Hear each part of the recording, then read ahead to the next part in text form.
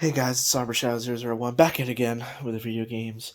And this time, not about video games, it's about movies. I just got back home, and that's because I just went to the theater and saw Spider Man No Way Home. So, there are no spoilers in this, so you don't have to worry, because this is something you need to experience. If there are spoilers in this video, it's nothing outside of the trailers. It's everything you've already seen in the trailers. That's all I'm going to talk about in terms of minor spoilers. It's just what we've seen in trailers. So if you haven't seen the trailers, that's why it would be considered a spoiler. But this film, man, whoa. Um, for one, I had pretty high expectations for this movie. I was really excited, especially with the trailers, with the promise of the multiverse and the Sinister Six and everything, and it completely shattered my expectations. When I mean they shattered them, I mean this is maybe one of the best Marvel movies I've seen in a long, long, long time. It is it is incredible. Dare I say, it is amazing. Um, it is awesome. And I mean, later on, about a week or so after the movie's out, I'll do like a spoiler thing, and I'll go into the spoilers and what we see in the film. But wow, never have I ever been tense in a Marvel film.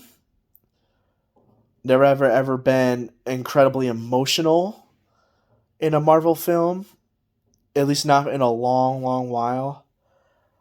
Wow, and when I say this movie was a lot darker than those trailers let on.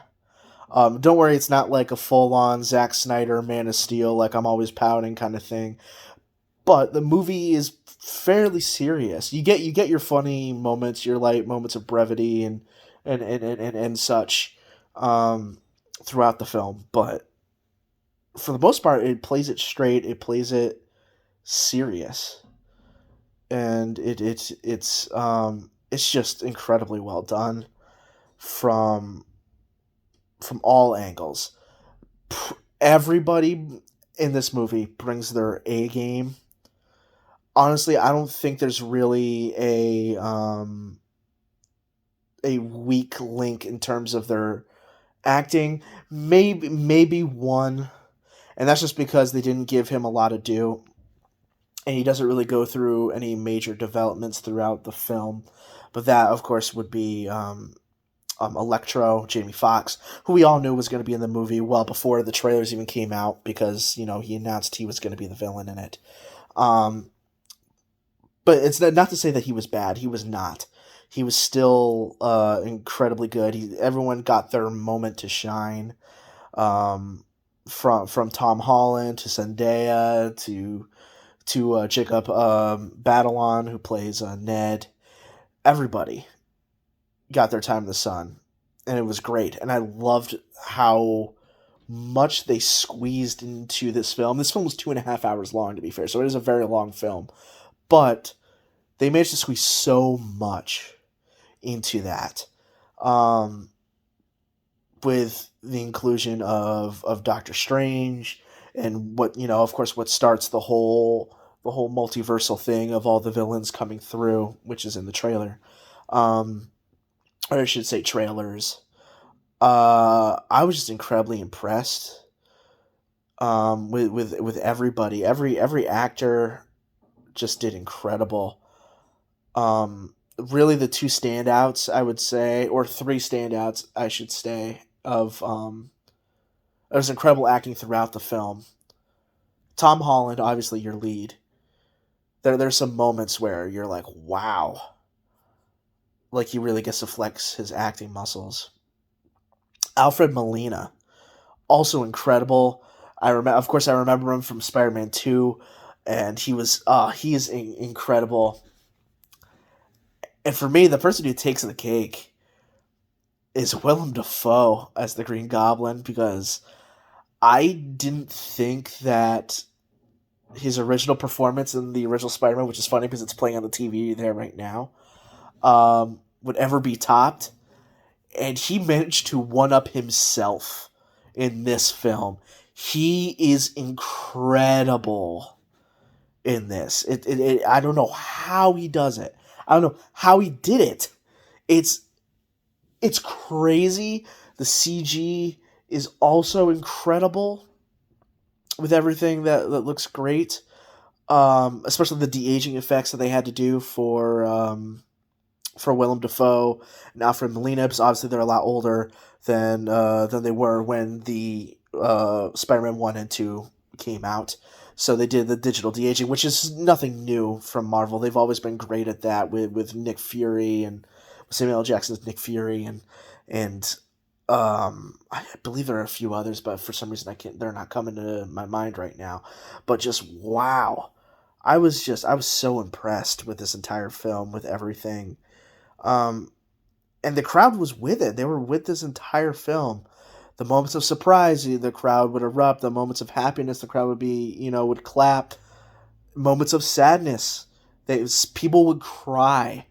When I mean people were crying, people were like crying in where I was watching, and I couldn't believe it. It didn't get any. I mean, it got emotion out of me. I didn't shed any tears, but I mean, I was emotional throughout the film, and incredibly tense as well, because the entire movie is very tense and what's happening, how is this happening,